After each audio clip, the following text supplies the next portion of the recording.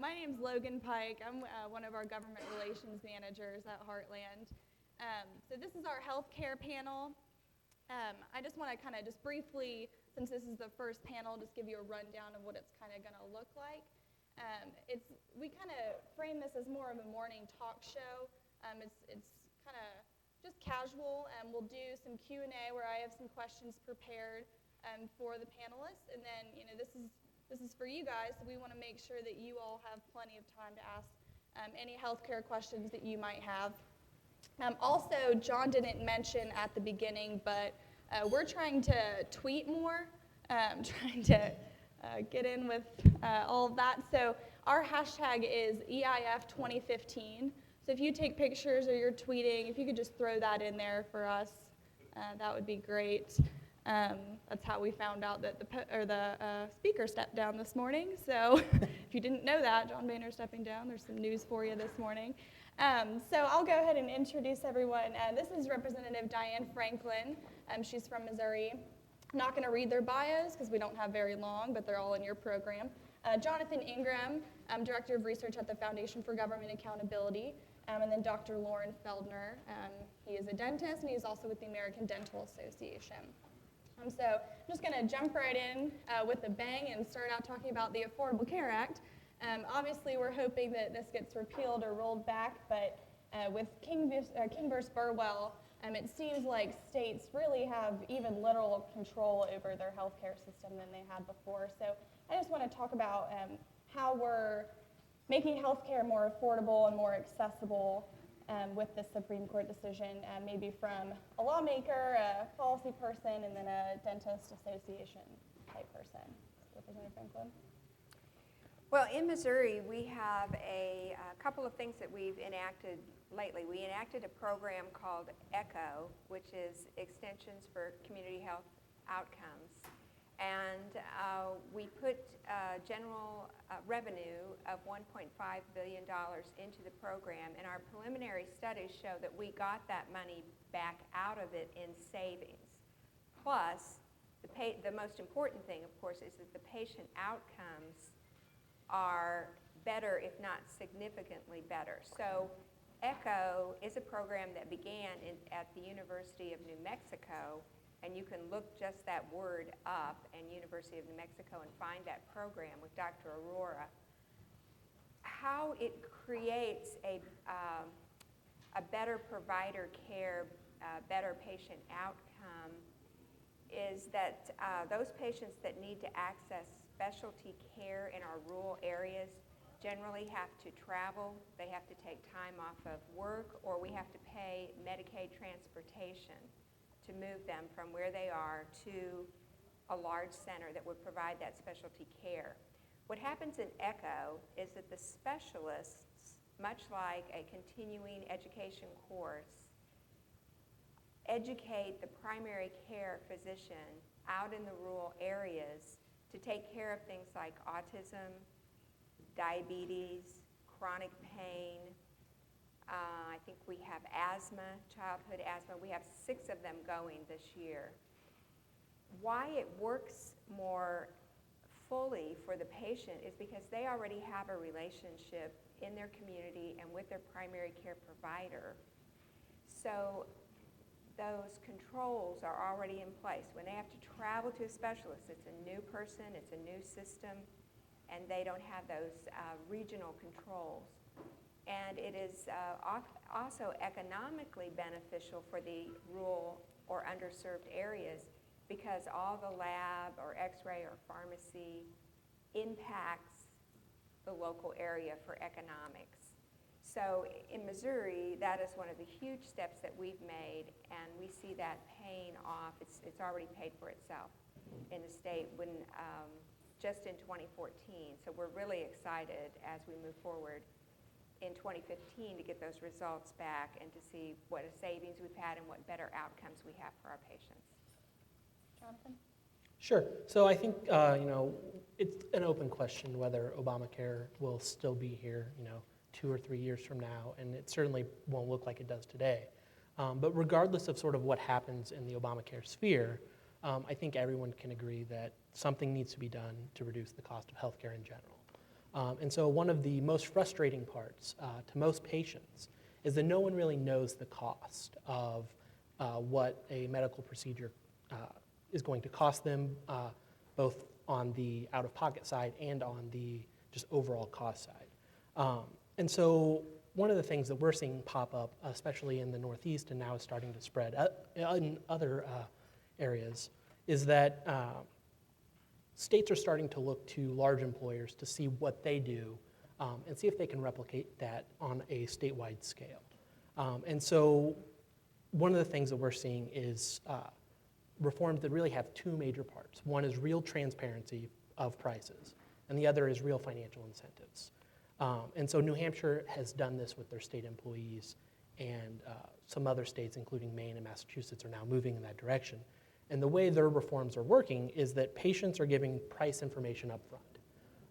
They know how much it's going to cost them out of pocket, and they know how much the overall procedures cost. They go to their insurers, they ask, they get that price information back.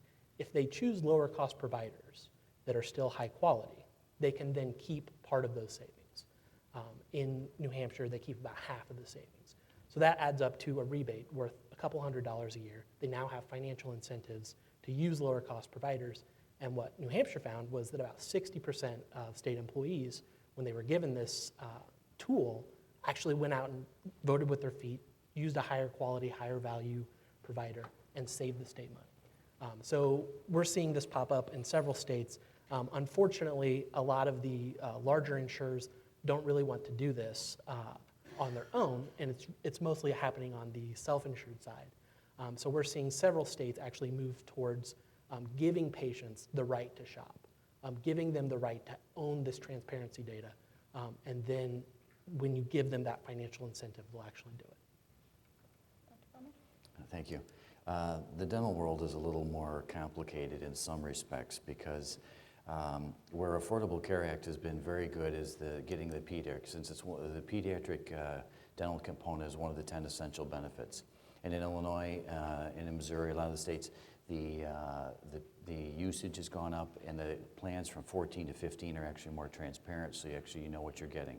The problem is that the reimbursement on those areas are good in the preventative section, but the moment I pick up a handpiece, the bottom falls out for us. It's about 46 cents on a dollar, where hospitals are getting reimbursed 77 cents on a dollar, and pediatricians might be reimbursed for 84 cents a dollar. So you can make more mousetraps, you can make all these things, but it doesn't necessarily mean that you're going to catch more mice. So some of the incentives and some of the preventative cares will pay forward, but will be years to see. So for every dollar we spend in preventative care, it should be $8 to $50 in savings as time goes on. So it's been good for the pediatric, but it's the adult Medicaid portion that is really in the Affordable Care Act that's fallen through the crack. There is no, and all the states have pretty much cut that, and that's where we've fallen through the crack. I want to transition kind of a Heartland plug. We published a 50-state report card in March last year on welfare reform. We looked at the TANF program, Temporary Assistance of Needy Families, and we looked at whether or not that actually is a temporary program in states. What states are doing since 1996, since this program was developed to try and get people off of government dependence and more into self-sufficiency. I wrote down a few of the states from lawmakers in the crowd and where they ranked. Illinois ranked 20th, Nebraska was 36th, Oklahoma was 41st, Indiana was 26th, New Hampshire was 40th, and Missouri ranked 50th on our report card. Representative Franklin is here from Missouri, and you'll had a huge victory as far as TANF goes. Can you maybe talk about where you were, where you're going to be, kind of maybe other ways that states can take some of the things that you all did and bring those back to their states and kind of strive to move more people out of poverty as the TANF program is concerned? Okay. Well, we looked at, it was brought to our attention by the Heartland Institute that we were ranked 50th as far as monitoring our welfare programs, and in specific, monitoring whether or not those individuals who were a part of TANF, which is Temporary Assistance for Needy Families, whether they were actually engaged in going out and looking for work, or the statistics proved out that they had settled into just receiving their check and not really moving forward. We believe in Missouri that work is valuable, that it is a part of our character. It's so many things that make us proud of what we do, and it enables us to provide for our families and contribute to our communities. So we think it's beneficial for our state, for society, for individuals to be engaged in work. So the first thing that we did was address this problem of not monitoring whether or not individuals were engaged in work. We defined our work activities. So we defined what a work activity could be, and we expanded that just a little bit for them. We went in and put together an orientation process. So as someone is on TANF, they make application to be on TANF, they go through an orientation process, which would give them basically a menu, and you might think about it as counseling in school or college. You know, what do you want to do? This is what you're going to need to get there.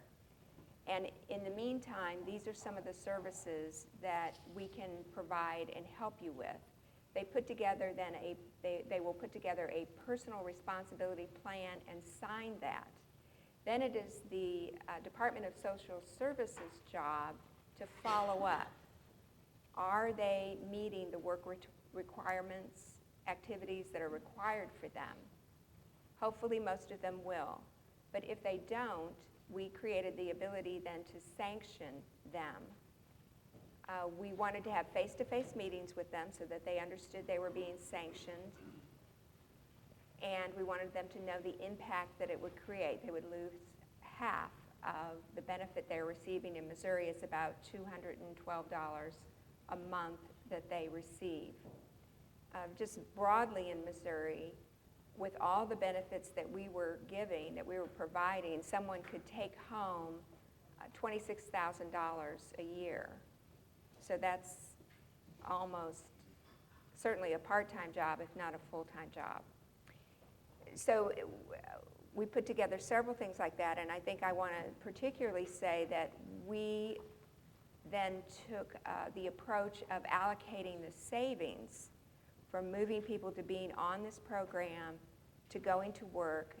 And through testimony, the most important things that we heard that people need in order to stay to work or to get a job is that single parents need child care, so we'll move more savings into that program, that they need more job training in order to get a better job, so we're going to move more into that program. In our cities, they need transportation, so we're going to move some of the savings into that program as well.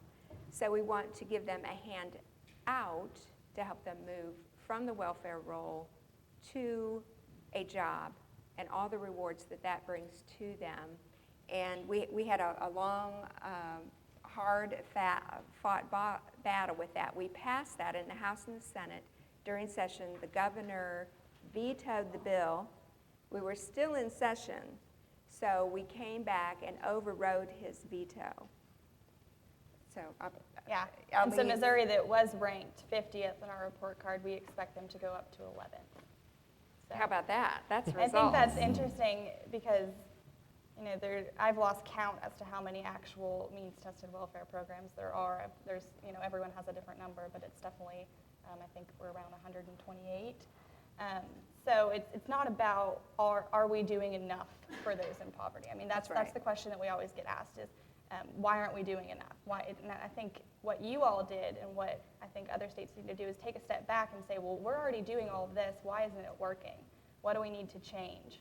So staying on the topic of welfare, another one of those 100 programs is food stamps. And Foundation for Government Accountability has done a lot on food stamps. There are over 48 million people on food stamps. And we had one of your colleagues, Christy, at our last EIF. She mentioned, I wrote this down, the fastest growing group on food stamps is able-bodied working age adults, and 3/4 of that group are not working, which means they don't have any income at all. So what is FGA encouraging states to do to kind of fight this epidemic, for lack of a better Absolutely. term? Absolutely. And as you mentioned, it is the fastest growing welfare program in the nation. And a key cause of that is the rapid growth of able-bodied childless adults on the program. We've seen more than a 500% increase in the number of people who are able to work and have no dependent children at home going on food stamps. And the main cause of that is that federal law requires able-bodied childless adults to actually work 20 hours a week in order to receive benefits. But 42 states waive that requirement. Missouri this year actually included in their massive, very great welfare reform bill, getting rid of that waiver so that those able-bodied adults go back to work and get off of welfare to begin with. There was broad bipartisan support for these work requirements when they were passed in the 1990s. They moved several millions of adults out of dependency into the hope of a better life, increased employment, and ultimately sparked economic growth. Sadly, what we've seen just since 2008 is that those work requirements have been watered down, they've been waived, and so as you waive those requirements, more and more people come onto the program, and so we think it's a common sense reform for you to simply restore that back to what the federal law requires, stop renewing your waiver for the work requirements, and really give those people a hope of a better life. And what we've seen when people leave the program, and about half of them leave immediately, and then over time it gets down to about 75% or so. Those people go back to work, their average earnings actually increase exponentially. We just got some data from Kansas last night. Those people who had left food stamps because the work requirements were reinstated, their average earnings increased by about 55%, and they became over the poverty level after leaving the program. Yeah. I want to say two things. One is we keep saying the word work requirements, and I know especially for TANF, it's a very broad definition. So we say, work requirements, I think there's 12 different programs. It's not just actually working. Right. It's being involved in a vocational training, community service, working towards a GED. So it's a lot of different programs. So we're not just saying, you got to have a job right away. It's more of a, working towards that. Right, and on the food stamp side, it's not even as strict as it is on the TANF side. Yeah. It's 20 hours a week on average, which is, a part-time job. Yeah. Or part-time getting employment training, et cetera. Yeah. And so it's not a burdensome request of people that we are giving taxpayer benefits to.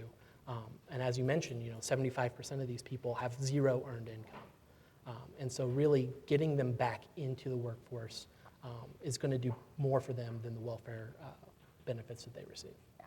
And I'm glad you mentioned the work requirement. It was kind of a leading question because I knew you were going to mention the work requirements. But in our research, we found that people who are working full-time, less than 3% of those people live in poverty. Even part-time work, less than 15% of people who have part-time jobs live in poverty. So we know work is what gets people out of poverty. So I'm glad you mentioned that. Dr. Feldner, I don't know if this really has a dental implication, but I was just going to say that there's 20.5 million days of work that are missed because of a dental infection, and there's 51 million school hours for children that are missed because of a dental infection. So 90% of the oral conditions, 90% of the systemic medical conditions can be seen in the oral cavity. So we try to keep everybody working, get them back out, get them off food stamps, and the choices could be a little better. The last question I have before we kind of go to the crowd for questions is on Medicaid expansion. I think it's 30 states in DC that have expanded Medicaid, if I'm not mistaken. So what should our message be to states, those 30 states that have already expanded, and what's our message to those states that haven't yet? So we'll go down the line. I bet you have something to say. Sure. Well, I think that there are separate messages for those two groups. If you haven't expanded, if your state hasn't expanded yet, the best advice is don't. It's becoming a disaster. It is discouraging work. It's keeping able-bodied adults. This is the same able-bodied childless adult population we were just talking about. It's keeping them out of the labor force. In Ohio, for example, nearly 60% of the people who enrolled in their Medicaid expansion don't work at all.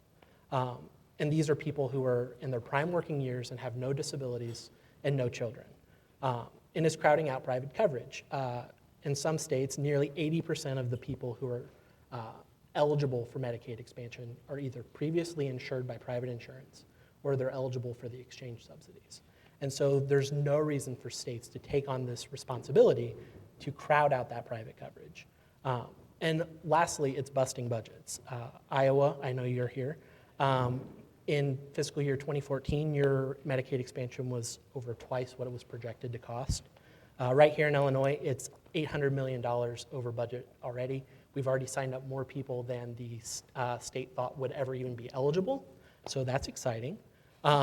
Ohio, $1.5 billion over budget in the first 18 months. Kentucky, $1.8 billion in the first 2 years. And so it's just becoming a massive stranglehold on state budgets. And when the states have to start paying their share, which is next fiscal year, they're going to have to find a lot more money than they thought they were. And where's that money going to come from? Sadly, we think that a lot of that money is going to come from cuts to the most vulnerable.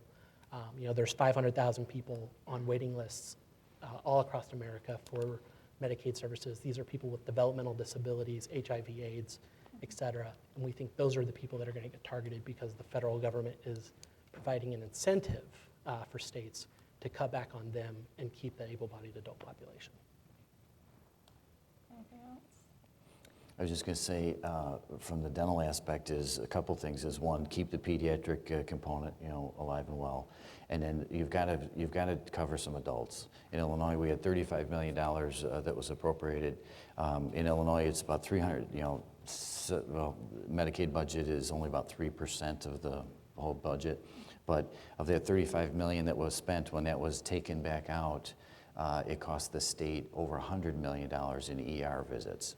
So that's where in California it was over $200 million in just ER visits. So the patient that doesn't get seen in FQHC, that only pays for extractions on an encounter visit or in any kind of a Medicaid thing, they go to the emergency room, and the problem doesn't get solved. They give them an antibiotic, they give them pain medication, there's an x-ray, an exam type thing, but the tooth hasn't been pulled or anything, no procedure's been done.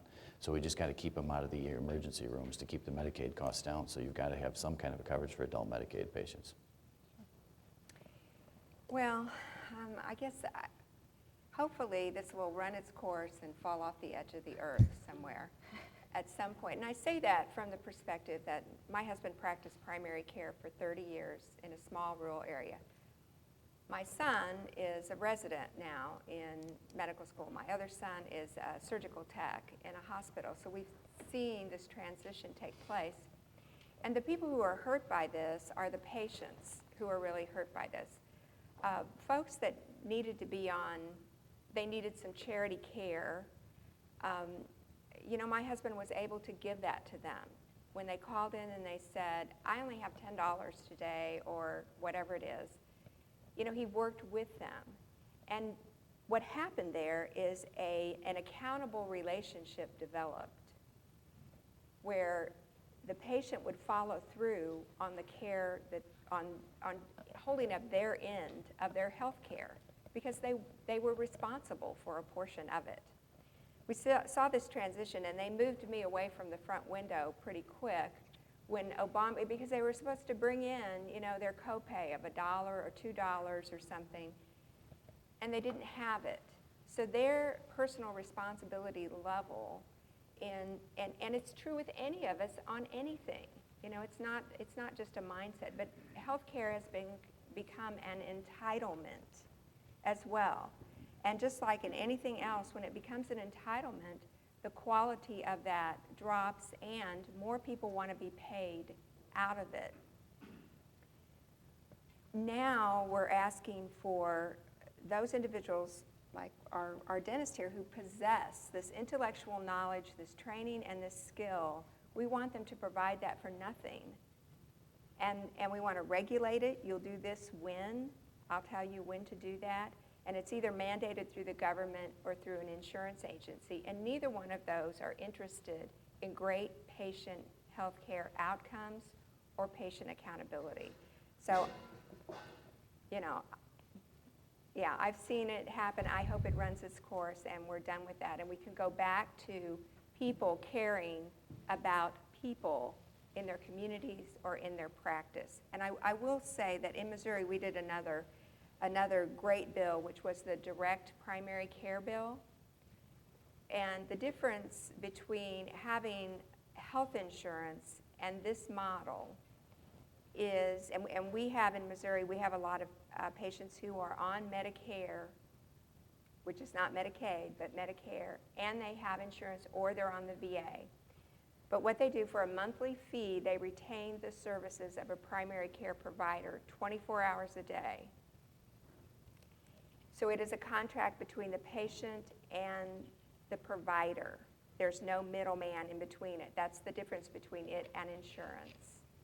And those patients are so satisfied with their care that even though they have a VA or they have Medicare, they're willing to pay maybe $100 a month to have access to they get to see the same primary care provider.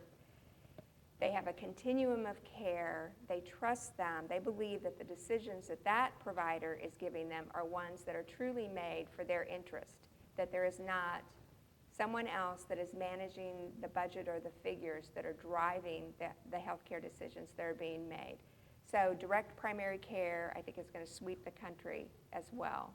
It's something you might want to take a look at in your state. We had to protect it. We had to file a bill to protect it because the insurance companies wanted to do what? Eliminate it. Thank you. So I want to transition to more Q&A now so we can get some of your questions on healthcare topics. I will say we are recording this, so we want to wait till the microphone gets to you so we can get your question on the actual recording. Gene?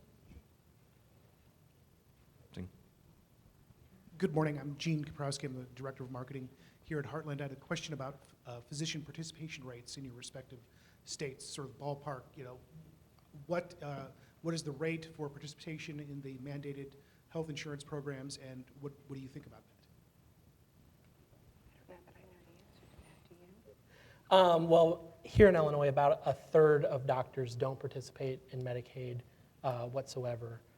It's actually one of the worst in the Midwest. Some states have higher participation rates, some states have lower, but nationally it is pretty abysmal. And I know the participation rates by dentists are even worse. It's about, there's about 10,000, a little over 10,000 dentists in Illinois. There's 3,000 that sign up for Medicare. There's probably 1,000 that do a lot of it, 1,000 that do some of it, and 1,000 that are just signed up and not necessarily doing it. But what we do in dental care and what they do in Missouri is that we spend a lot of time on our missions of mercy. And Missouri has one every year where there's a 2-day program. And there'll be 700 to 1,000 patients, and there'll be over $1 million worth of work rendered in those services. Illinois is going to have one in Collinsville next year, and what have you. So, but charity is not necessarily a health care plan, so we've got to get beyond that. Thank you. Dwayne Quam, Minnesota. I've been having conversations to try and get over the bridge of if you're dependent and you are not, and you're trying to work or you're working part-time, I have people telling me I had to turn down a raise, I could not accept more hours because $1 over and they lose benefits. There are starting to be some trickling of a phase-in. Has there been any look at a global, like if you earn $100 above the limit, $50 you have to pay to keep your benefits, but the $50 you save? Anything like that? Yeah, well, and unfortunately, most of these programs are funded with federal dollars, which means that the feds put all kinds of regulations on states. And so states don't have a huge opportunity to do that kind of thing. I know the House just had a hearing a couple months ago on this very issue because there is a huge economic disincentive for you to go to work and then earn more money because as you earn money, the benefits you lose are worth more than what you gain. And so that's one of the reasons that we recommend states stop expanding existing welfare programs to more people. And one of the reasons we think work requirements are so important because they can't completely get rid of that incentive, but they can help balance it out on the other side because eligibility would be tied to work.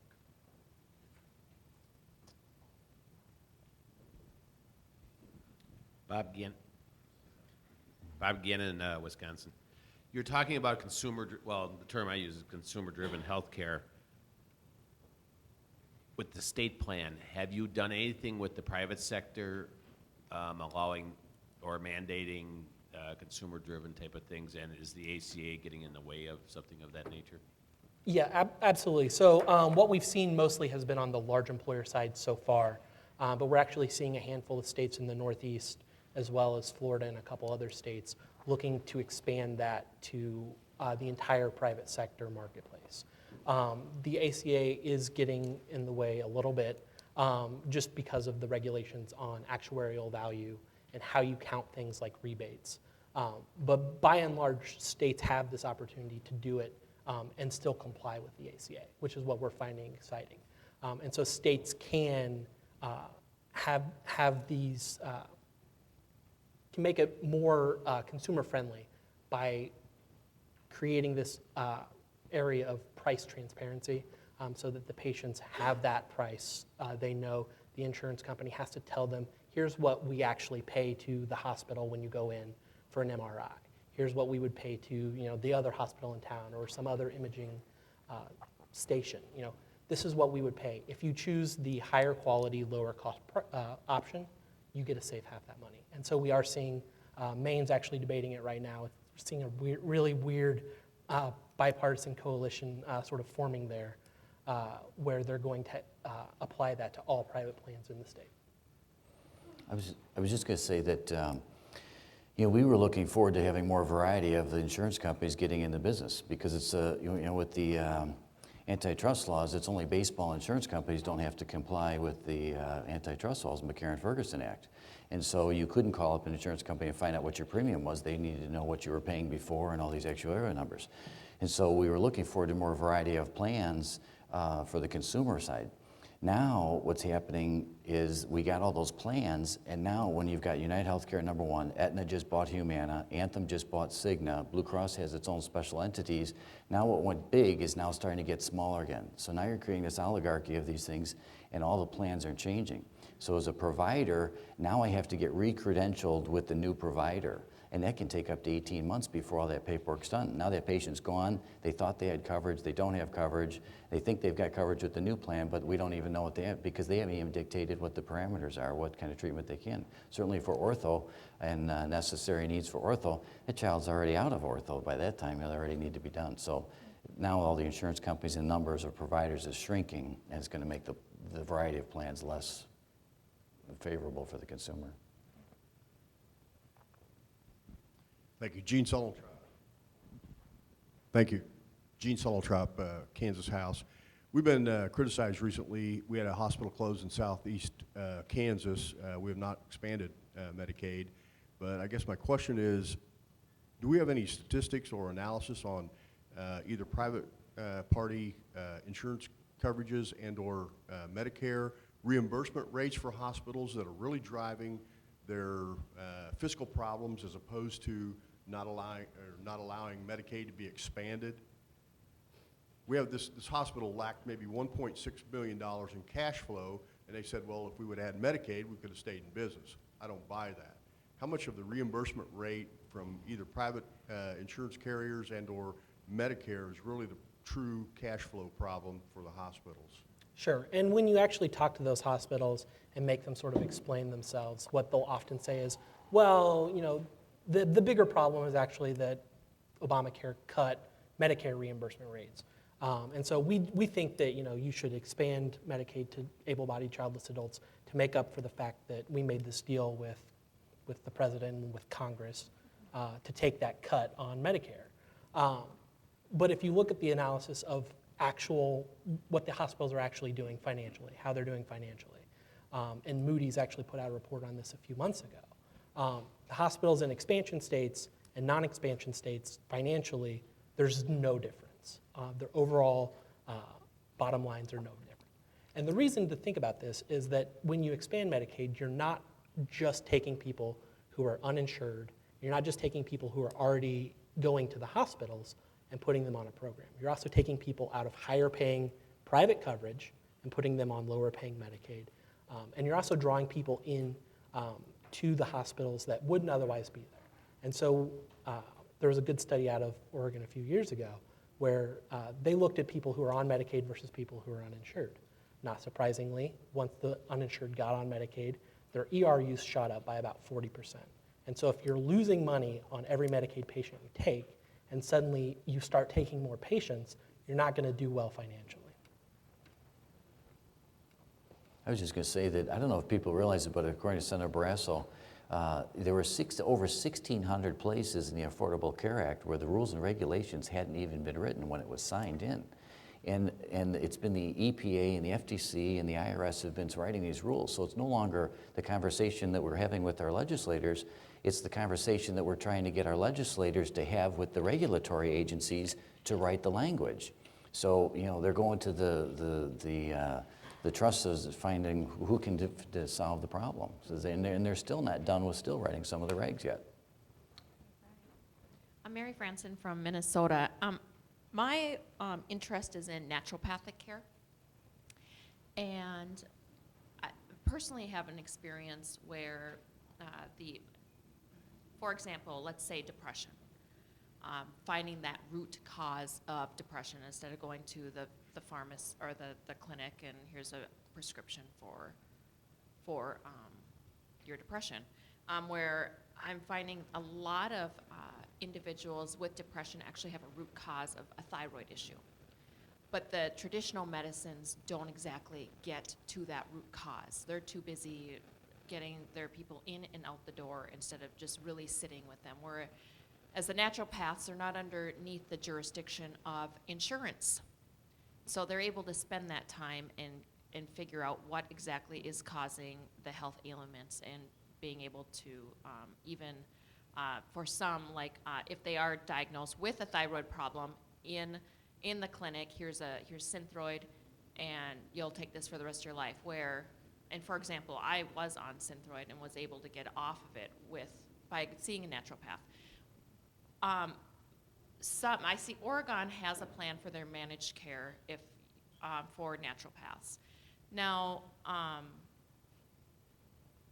middle class, unless they have a flex spending account, are able to see alternative doctors, where currently, if you do not have that, it's kind of cost prohibitive to even see alternative care.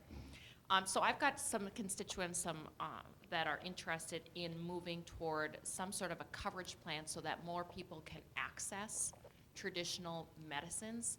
Do you see anything on the horizon of that happening without having to go under the jurisdiction of an actual Blue Cross Blue Shield where it's going to take that one-on-one relationship away?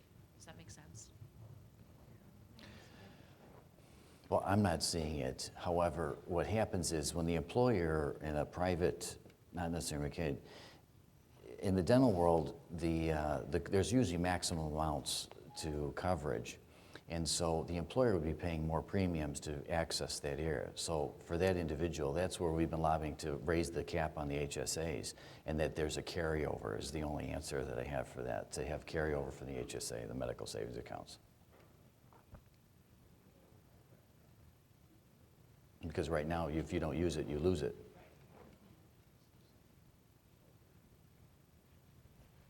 State Senator Frank Lissay from Wisconsin. A few years ago, I did some research on Medicaid reimbursal rates, and of the approximate 50,000 births in Wisconsin, about half are paid for by Medicaid. Then I looked at across the nation, and that's pretty average. We're paying for about half the births. In Wisconsin, it took a little bit of work, but we're reimbursing on Medicaid about $1,700 for an uncomplicated birth of a child, and insurance will pay anywhere from $4,000 to $12,000 for the same birth in the same hospital with the same providers doing the same things. Okay, and this is across the board in so many different ways. It's hard to tease out that information, but we are reimbursing at extremely low rates. To kind of wrap your mind around it a little bit, it'd be as if we mandated car dealers, because cars are important and transportation is important, that every few years they give cars to poor people at 1/3 of what they're selling to everybody else, and about half the cars are sold at 1/3 the cost. What does that do to the other half? And the reason you can't tease out numbers, my belief anyway, is you can't tease out numbers of what the true cost is, well, one is they negotiate each insurance company, depending on how many lives they bring to the table, different rates for each and every one of them. But the other half of the equation is Medicaid. We're reimbursing at unbelievably low rates. And it's the only service, and somehow we buffaloed providers in, so I don't really have so much of a problem with providers not providing Medicaid, is we buffaloed providers into taking below market rates. And instead of that car costing, $5,000 to poor people and $40,000 to non-poor people, it should be $20,000 to everyone, whether the government pays or not. It's the only service or product or anything the government buys where we don't pay market rates or better, because often we're stupid purchasers. Not always, but often. It's kind of an interesting thing that nobody really wants to talk about. And the other thing we blew by on Medicaid expansion is the transition from work. If you're in, most of these people are eligible for Obamacare and the subsidies. What's easier to better your life and continue with insurance and work, or you go to work and you lose your Medicaid. Now you have to enter that scary world of Obamacare. The other part of it is our country owes $18 trillion and growing. And it just seems to be, well, we're giving away more. Well, any of us who have experienced overspending, you got to stop overspending at some point, not continuing it and exaggerating it. But as conservatives, we often seem to blow by that point and forget about that 18 trillion and growing. And just to give you an idea of how breathtaking it is, but I think our country can overcome it, is a million seconds, a billion seconds, and a trillion seconds. A million seconds is about 12 days. A billion seconds is about 32 years. A trillion seconds is about 32,000 years. So to pay off our national debt, we could start paying $18 a second for 32,000 years and then start on the interest. It's a breathtaking number, but yet we seem to not talk about any of that, and we want to step into usually the Democrats or the liberals, we want to help people and argue the facts. Well, some of the facts are in the bigger picture. It's really important because we're taking this away from kids, grandkids, and the future of this country, and we got to stop that. Also, our next education panel starts at 10:30, so maybe We'll one take more. one more question if anyone has one. Well, perfect. Then we're done. Yeah. Thank you. We'll take maybe like 10 minutes.